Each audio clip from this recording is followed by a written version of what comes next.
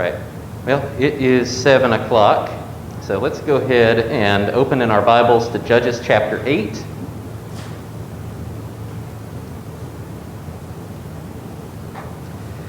So we left off on Sunday with Gideon basically doing some of the follow-up work to his fight against the Midianites. Right, so he's already, or rather we should say the Lord has already driven the Midianites from before him. And so he's been pursuing them, and he calls up Ephraim. And one thing I forgot to mention on Sunday is part of some of the politics of this, and the reason why Ephraim gets angry later that they've not been called up, is we should remember that most of this is taking place in Manasseh. Gideon is from the tribe of Manasseh. And remember, Manasseh and Ephraim have a special relationship because they're the sons of Joseph. And so we saw in the book of Joshua how sometimes they're even treated as one people. So that adds to the offense, I should put that in quotes, the offense of Gideon not calling up the Ephraimites. But Gideon smooths it over. And then he's going to hunt down the enemy kings, Zebah and Zalmunna. And as he's passing through Sukkot and Penuel, he tries to get their aid while he's chasing after Zebah and Zalmunna, and they won't help him. They are inhospitable to him. So he tells them, he tells Sukkot, whenever I come back, I'm going to whip you guys. And he tells Penuel, whenever I come back, I'm going to break down your tower. And in the case of Sukkot, he does exactly what he said. He whipped them all, basically made a lesson of them. But with Penuel, we get this terse little statement in verse 17. He broke down the tower of Penuel and killed the men of the city. All right, we left off last week talking about that. Considering, again, the narrator of Judges has given us just some casual violence here without any sort of commentary on it or anything. And we're left to wonder, where does Gideon come off thinking that he has the authority or is justified in killing the men of Penuel? All right, we could think of some parallels that kind of cut both directions. All right, Sukkot and Penuel might make us think of Sodom and Gomorrah in the lack of hospitality. Although Sukkot and Penuel are not nearly as bad in their lack of hospitality as Sodom and Gomorrah. Penuel might also make us think of Shechem.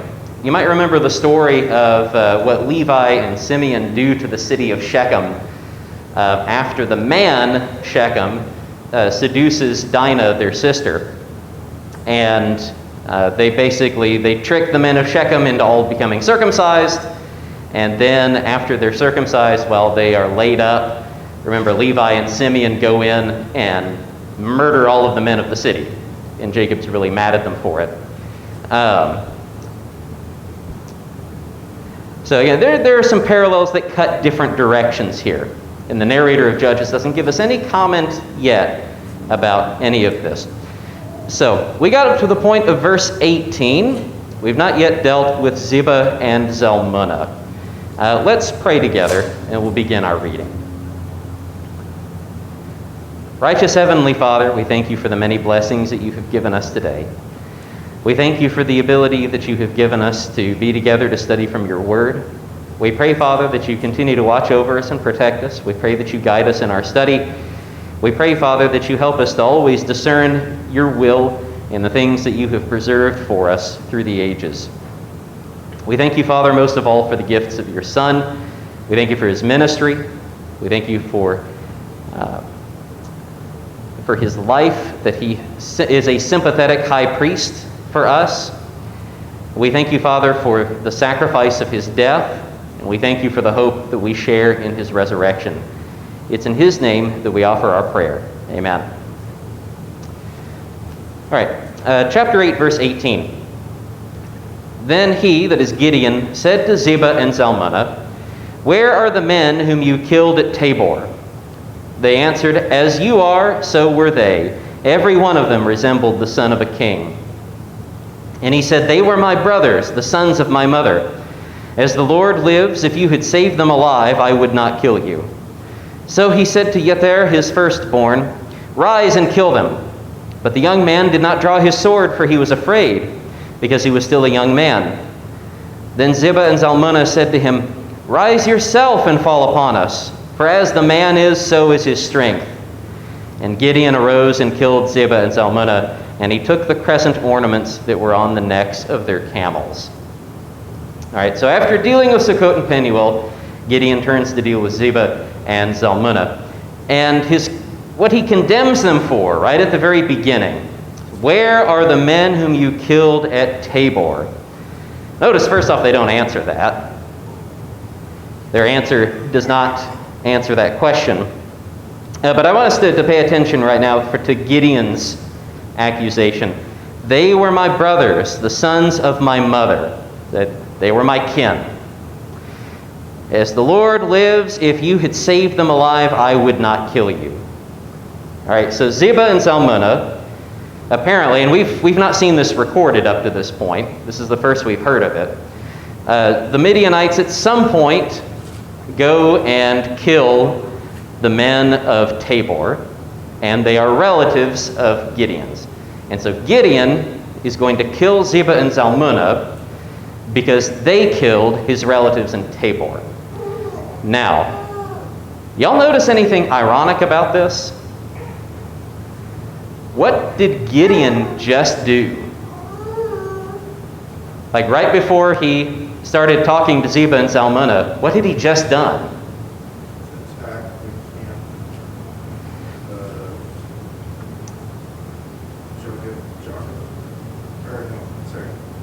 Gideon, it says Gideon in verse 11,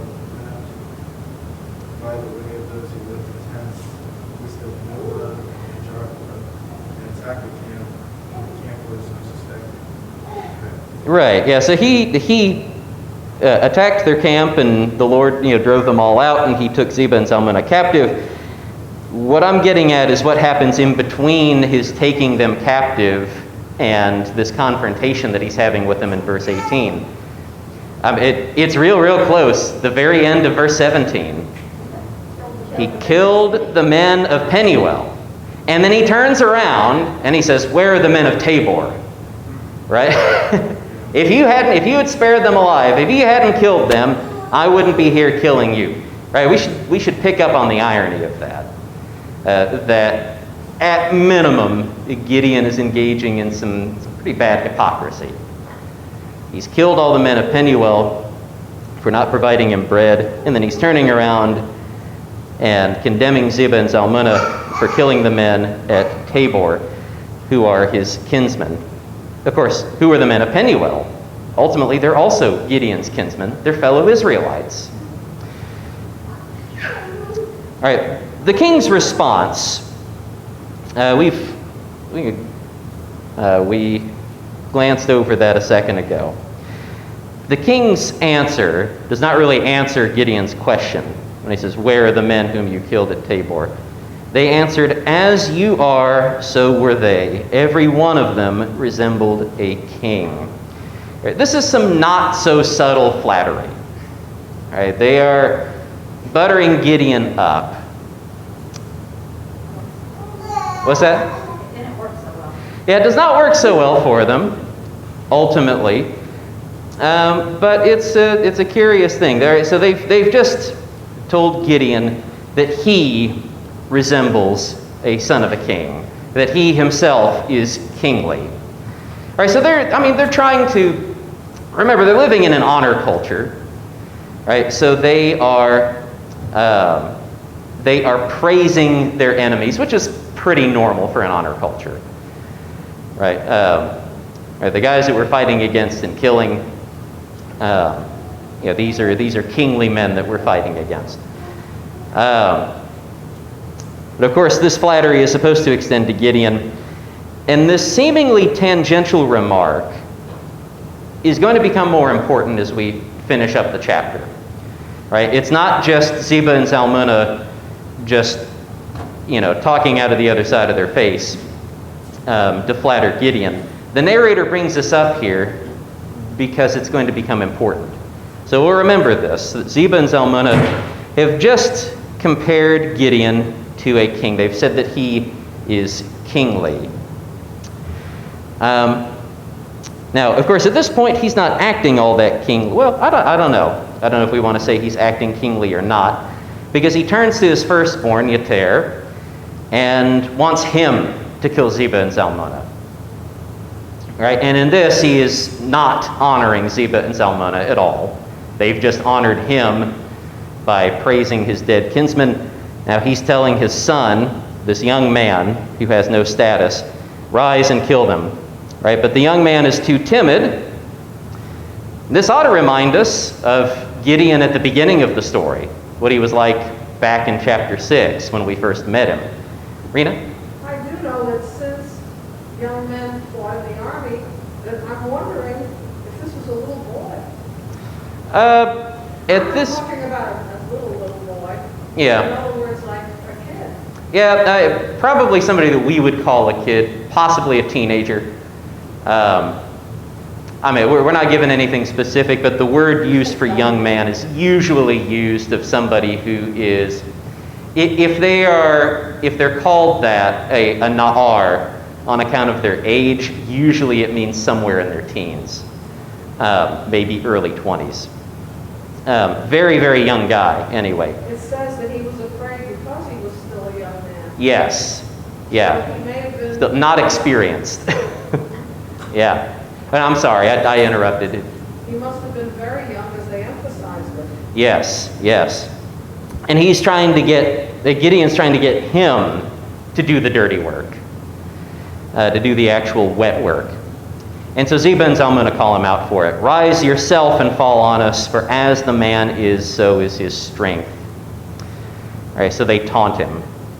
And so he kills him, and then he takes the crescent ornaments that are on the necks of their camels. That's another, it seems like a random detail at this point. It's going to become a more important detail in the next passage. Short text, any questions or comments about this little bit here with Zebah and Zalmunna? Go ahead. What was the reason that they said, fall on us for as the man, so it's his strength? It's essentially a taunt, like, aren't you strong enough to kill us yourself? Oh, I see. Yeah, like, you trying to get this boy to kill us? Do it yourself, man up. So they start by honoring him at the beginning, but whenever he dishonors them in return, then they start dishonoring him. So in the, do you know, is that phrase fall on us? Yeah, it means kill us. Okay. Yeah, to fall on someone, like with the sword, means to kill them. Yeah. Yeah, it's a Hebrew idiom, to fall on someone. Not literally. So, good question. All right, any other questions or comments? All right, verse 22. Then the men of Israel said to Gideon, rule over us, you and your son and your grandson also, for you have saved us from the hand of Midian. And Gideon said to them, I will not rule over you, and my son will not rule over you. The Lord will rule over you. All right, I want us to stop right there for a second. Just take those two verses for a second, because I want us to consider something. All right, so the men of Israel, I told you this, what Zebah and Zalmunna say, comparing Gideon to a king, saying that he's kingly, comes up again immediately in the story. Because the men of Israel ask Gideon to rule over them. Now, they don't use the word king. They don't use the word that means to reign as king. But it's fairly obvious what they're talking about. Right? They're talking about setting up a dynasty.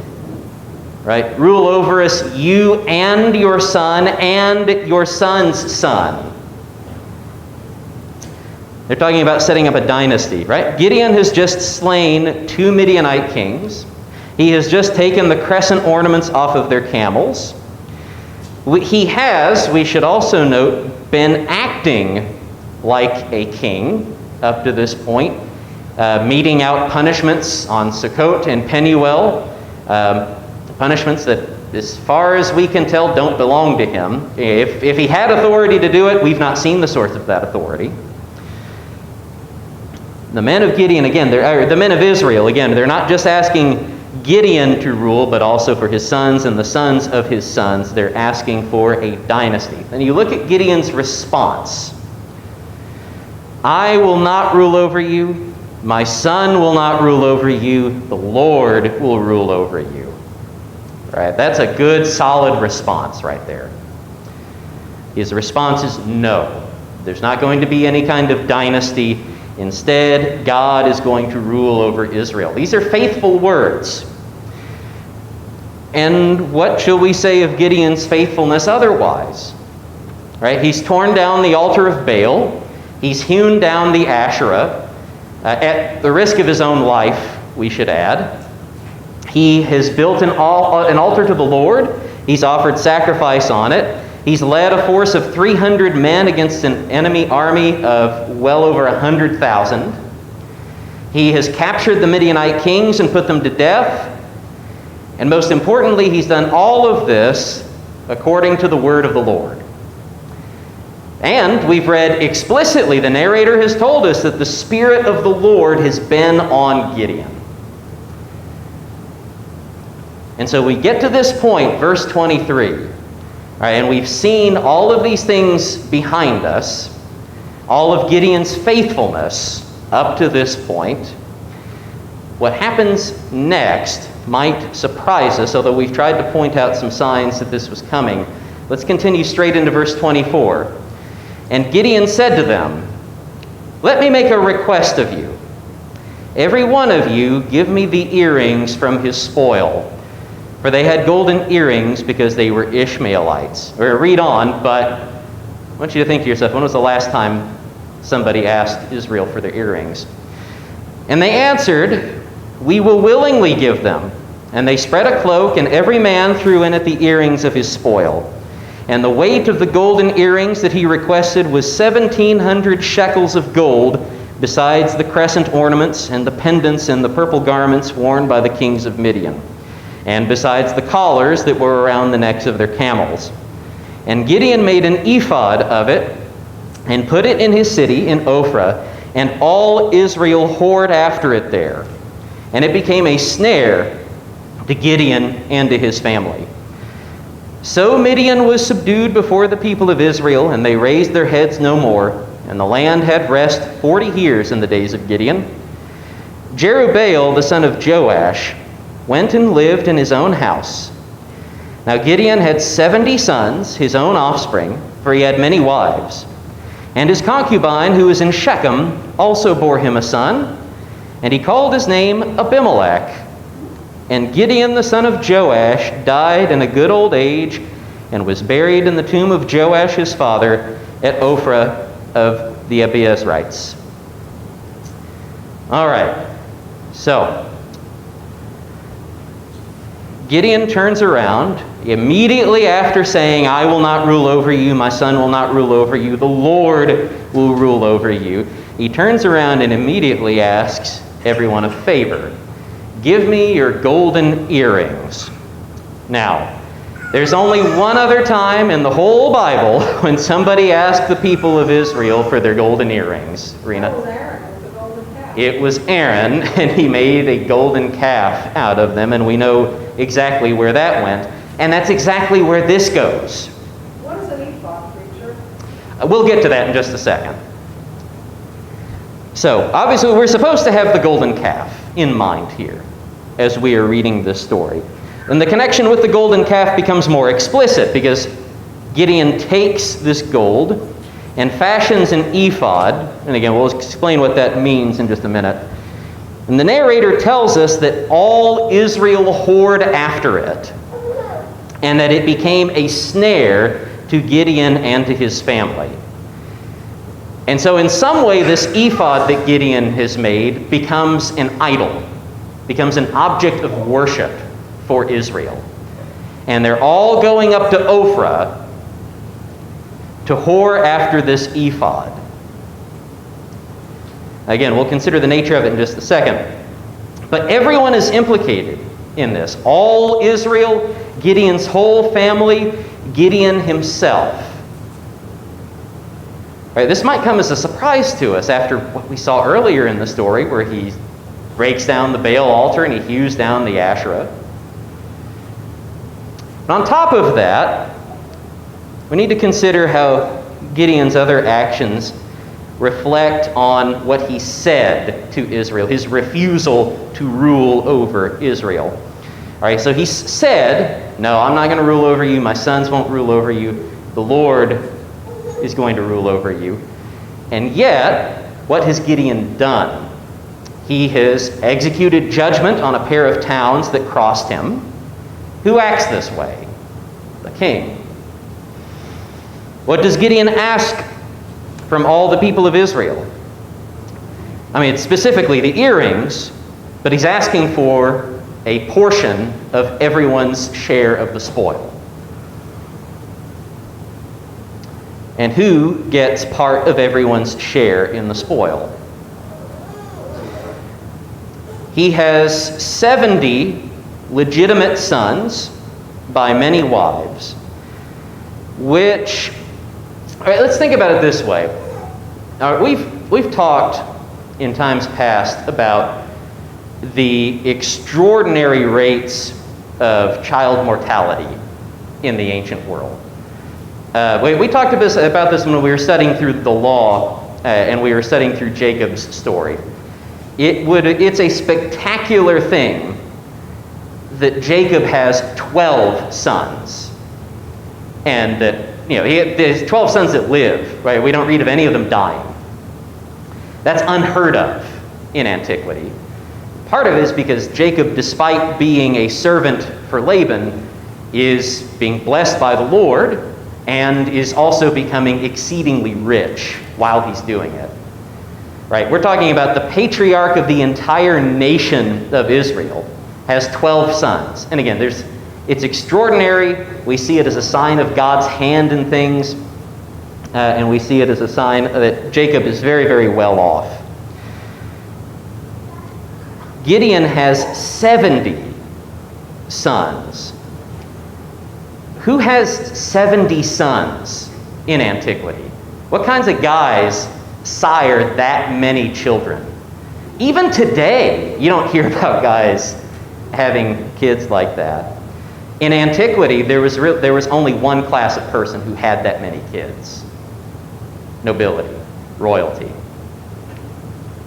Right? These are Genghis Khan type numbers that we're looking at.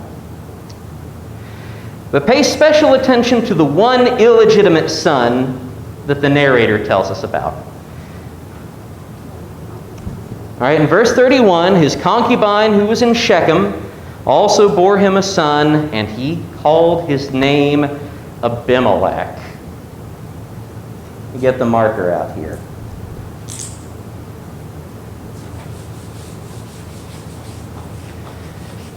I want us to notice, by the way, the text is pretty specific about this. Who gave this kid this name? Was it the concubine in Shechem? It says he. Yeah, and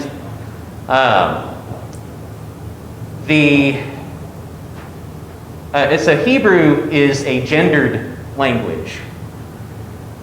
So I mean, it's baked into the verbs. Right, like you can see, it's explicitly telling us Gideon is the one who names this kid Abimelech. It's made up of two Hebrew words. Avi means my father. Melech means king.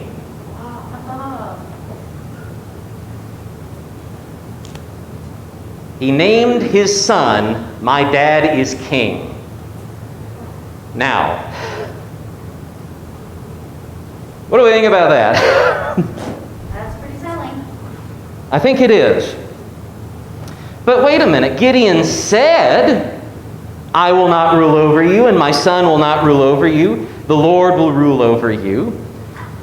That's what he said. Actions speak louder than words. I think that's the way to read this. I think what the narrator of Judges is doing here is, he's doing a couple of things with us.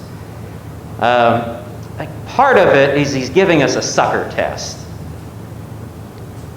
Will we believe what Gideon says, or will we believe what he does? Will we be suckers for Gideon? And this is important for us to confront, not just for understanding the course of Judges from this point forward, but also because this is still a contemporary issue.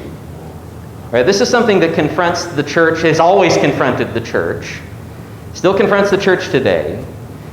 Right? Sometimes we want to be suckers for leaders that we respect, especially for religious leaders.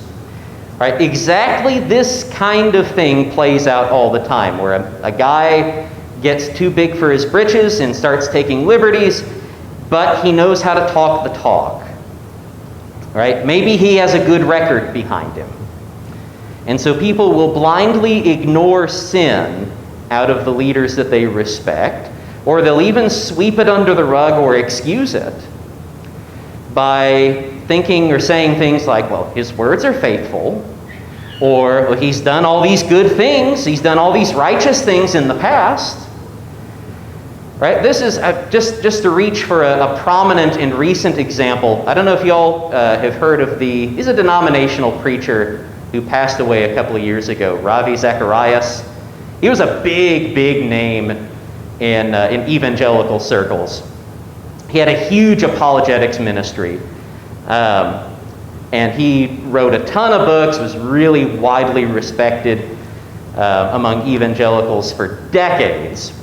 And then, around the time of his death, it came out that he was a serial sexual abuser. And that he had gotten away with it while maintaining a public image as a holy man.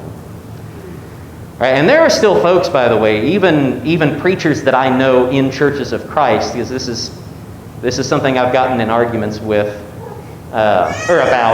with some other preachers in our circles. Guys who defend Ravi Zacharias despite his own organization, right, his own ministry that he founded. After his death, the board of that organization came forward and said, well, look, we've conducted our own independent investigation, and based on what we have found, yes, he was a serial abuser. Like, these allegations are true. His own people are saying that. But the impulse to be a sucker for these kinds of guys is really strong. All right, and this is why we hear so often about abusers having really long tenures as respected preachers or respected elders. This is why, you see it in not just in evangelical churches. Infamously, you see it in Catholic circles with the priest sexual abuse scandal that's gone on for decades there. You see it even in churches of Christ. It's something that goes on because we might even call this the Gideon effect, where Gideon very clearly has got something very wrong inside of him. And it's something that has kind of peeked out over the course of our reading about him. It only becomes really explicit here at the end, and we might be tempted, again, to be a sucker for what he says, rather than to believe what he does. All right, so I'll get off that soapbox as a bit of a rant. But we should also point out that the text is once again, by the end of all of this, in chapter 8, verse 29, the text has once again reminded us of Gideon's other name, Jerubbaal, which we had up just a second ago. In fact, I'm not going to write it back up there because it was just up there. But you remember, Jerubbaal is just the Hebrew word for contend attached to the name Baal. Now, we were first told about it after Joash said, "Let Baal contend against him." And it expressed this antagonism between Gideon and the false god Baal. They are opposed to each other. But now, Gideon, well, actually, let's think about this for a second. All right, so he's led Israel into idolatry. And so now, how might we interpret the name Jerubbaal? Now it's no longer Baal contends against Gideon or Gideon contends against Baal. Maybe now we can interpret this name as Gideon contends for Baal. Or Baal contends alongside Gideon. Or it can even get even worse than that. Because Gideon has crafted an ephod. Let's consider what an ephod is. An ephod is a holy garment. It's holy dress. We read about an ephod elsewhere. In fact, it's the same word that's used of the breastplate that the high priest is supposed to wear. Right? We read about that late in Exodus, how that is to be made and how it's to be worn. So why did Gideon make an ephod? Right, we're used to hearing about golden images like calves, and we're used to hearing about Asherah poles and things like that. Gideon makes an ephod. What's he doing with it? The text doesn't say. How is Israel going up to whore after an ephod? The text doesn't say. It just says that it's happening. The narrator is continuing to be coy with us. But one thing that we should remember is that the name Baal, the reason why Baal is called Baal, is because that word simply means Lord or Master. And so now, knowing that, when we consider this name Jerubbaal, the Master contends, the Lord contends, who does Gideon think himself to be, perhaps? Was he wearing it maybe? We don't know. We don't know. There is a possibility that he has installed himself as some kind of divine figure, as some kind of priest after his own calling, or is using it as some part of royal, regalia. We don't know. Just that he has set up this ephod, that all Israel is coming to his hometown to worship.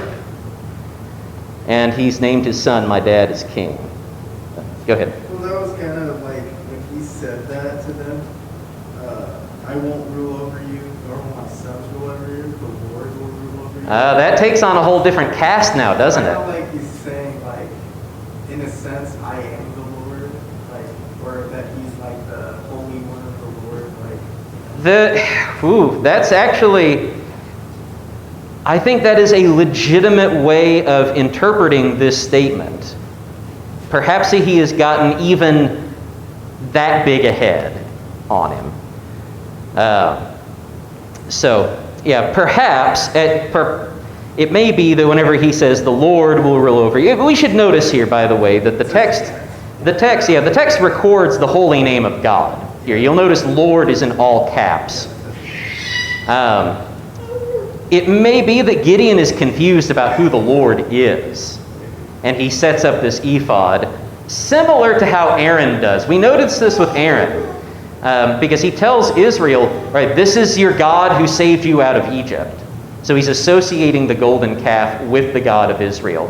It may be that Gideon is doing that here. Do you think because they used, like Joshua used the ephod with the Urim and Thummim? The high priest would, like Phineas would have, and Eleazar would have. Not Joshua, but So go ahead. Maybe he's making an ephod to say, this is the Lord that saved us, because they used the Urim and Thummim to get, like, the answer from the Lord. Yeah, it could possibly be that. It could possibly be that he is trying to claim a priestly position for himself, because we've already seen him offer sacrifices, even though he's not a priest. Something is deeply, deeply amiss here, and it has to do with Gideon's own estimation of himself that has, again, finally come out here in the open in the end. So, Not the ending that we want for Gideon, but that's the ending that we have. Any questions or comments about that before we continue into Abimelech? Verse 35 is really ironic. It's like his name is Jerubbaal, like content Baal, and they didn't show kindness to the household of content Baal. Yes. They worshipped the Baals. Yes, there is some irony to that, which actually we've not read up to that point yet. But yeah, there is some irony to that. So, yeah, good point. All right, any other questions or comments about Gideon before we move on to Abimelech? All right, so I want us to to close out tonight's class, I want us to do something a little different from the way that we have been tackling the book of Judges. We normally will go like a little bit at a time with the text. I want us to, I think we've got enough time to read the whole Abimelech story here in a minute and just do like some broad discussion about it before we get to the specific stuff. Okay, let's go ahead and jump into the text.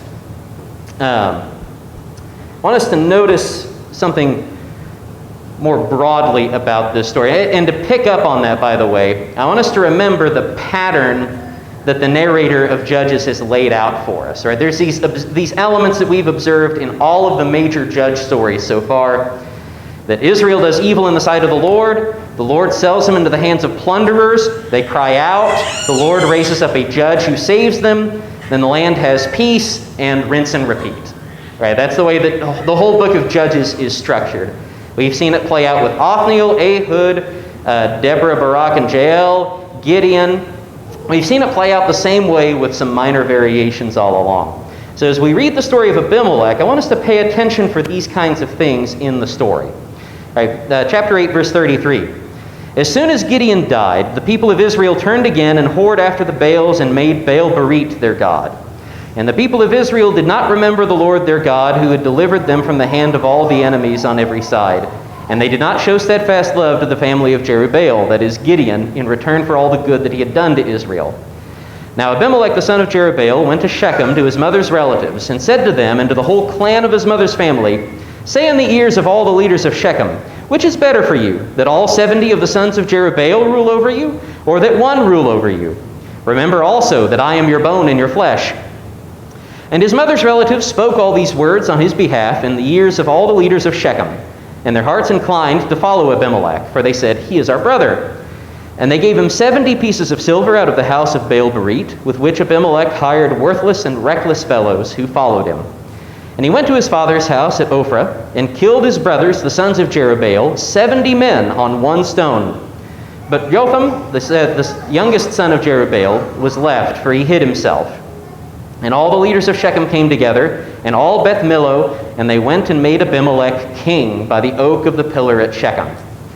When it was told to Jotham, he went and stood on top of Mount Gerizim and cried aloud and said to them, Listen to me, you leaders of Shechem, that God may listen to you. The trees once went out to anoint a king over them, and they said to the olive tree, Reign over us. But the olive tree said to them, Shall I leave my abundance by which gods and men are honored and go hold sway over the trees? And the tree said to the fig tree, You come and reign over us. But the fig tree said to them, Shall I leave my sweetness and my good fruit and go hold sway over the trees? And the tree said to the vine, You come and reign over us. But the vine said to them, Shall I leave my wine that cheers God and men and go hold sway over the trees? Then all the trees said to the bramble, You come and reign over us. And the bramble said to the trees, If in good faith you are anointing me king over you, then come and take refuge in my shade. But if not, let fire come out of the bramble and devour the cedars of Lebanon. Now therefore, if you acted in good faith and integrity when you made Abimelech king, and if you have dealt well with Jerubbaal and his house, and have done to him as his deeds deserved, for my father fought for you and risked his life and delivered you from the hand of Midian, and you have risen up against my father's house this day, and have killed his sons, 70 men on one stone, and have made Abimelech, the son of his female servant, king over the leaders of Shechem, because he is your relative. If then you have acted in good faith and integrity with Jerubbaal and with his house this day, then rejoice in Abimelech, and let him rejoice in you.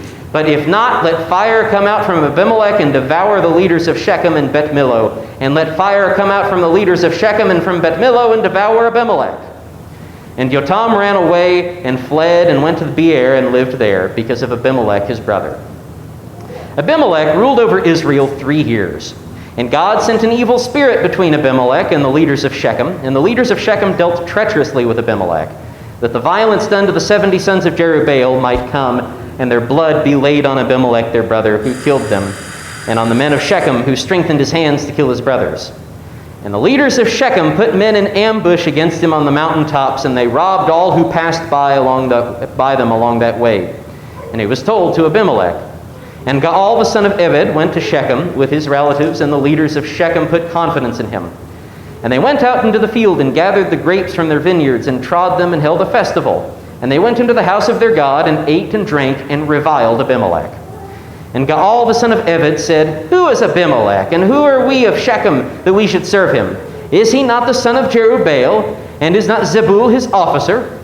Serve the men of Hamor the father of Shechem. But why should we serve him? Would that this people were under my hand, then I would remove Abimelech. I would say to Abimelech, Increase your army and come out.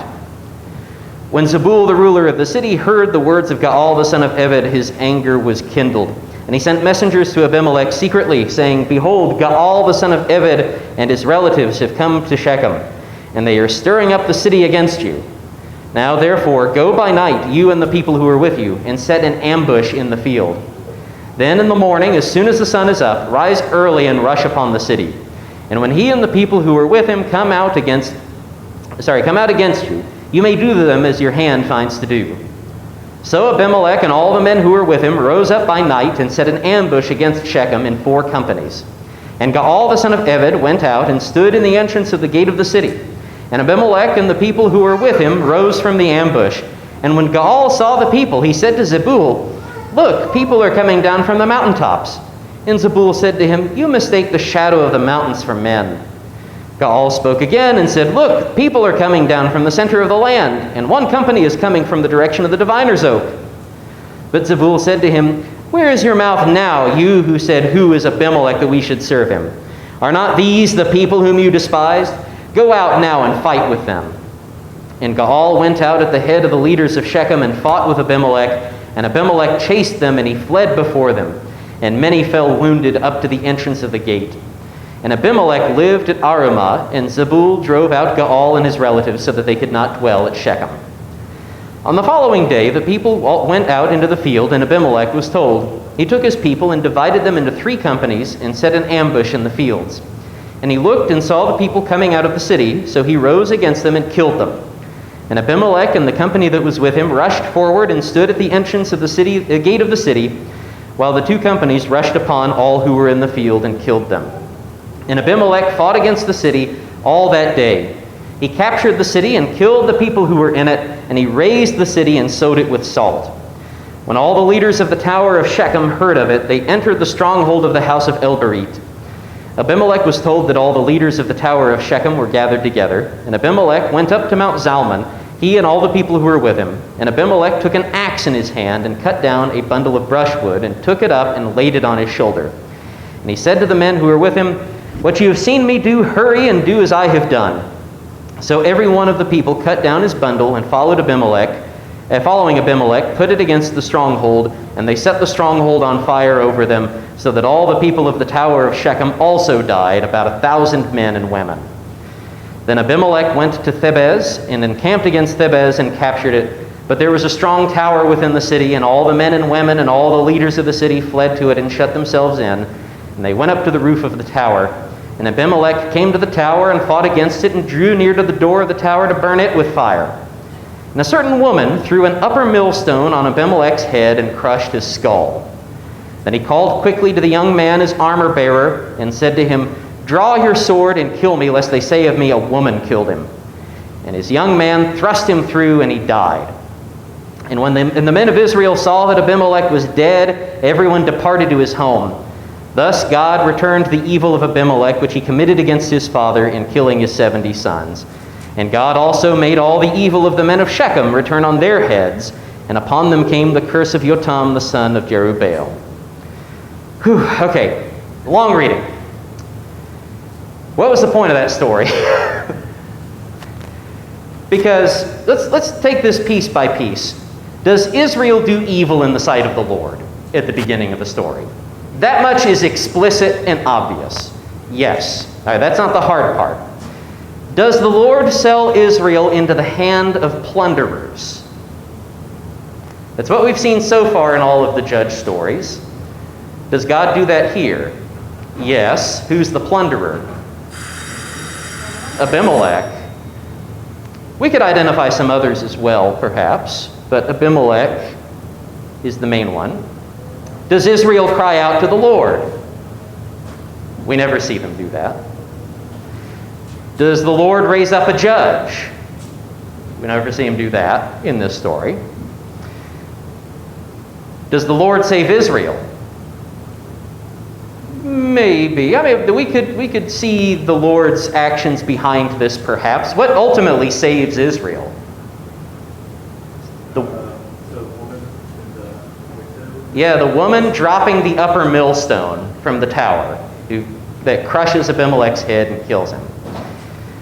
Does the land have peace afterward? We're not told. So there's a whole lot about this story that doesn't fit. Like, if this is not a story about a judge, then why has the narrator of Judges preserved this story and recorded it here? How do we think this fits into the broader scheme of the book? Right? What do we think the narrator is trying to get across to us with this story? I want you to stew on this until Sunday. One thing that we can, I think, clearly ask, who's the good guy in this story? God. Yeah, I mean, and the thing is, you barely even see him in this. But there's really no human good guy in this story. And I think this is important to keep sight of, that the book opened with some heroic good guy action. Othniel, Ehud, clearly like good guys. It has very quickly gotten to the point where every character in the story is a bad guy, and every bad guy also happens to be an Israelite. There is no foreign oppression in this story. It's all Israel. All right, now we'll finish up some of this broader discussion on Sunday before getting to a bit by bit interpretation of the story. But I just want you to stew on that for I guess the next few days between now and Sunday morning. Why do you think the narrator of Judges has given us this story here? Like, what's the point of this story for what the narrator of Judges wants to tell us overall? All right, so thank you so much for your kind attention and your questions and comments this evening. Look forward to seeing you on Sunday, Lord willing.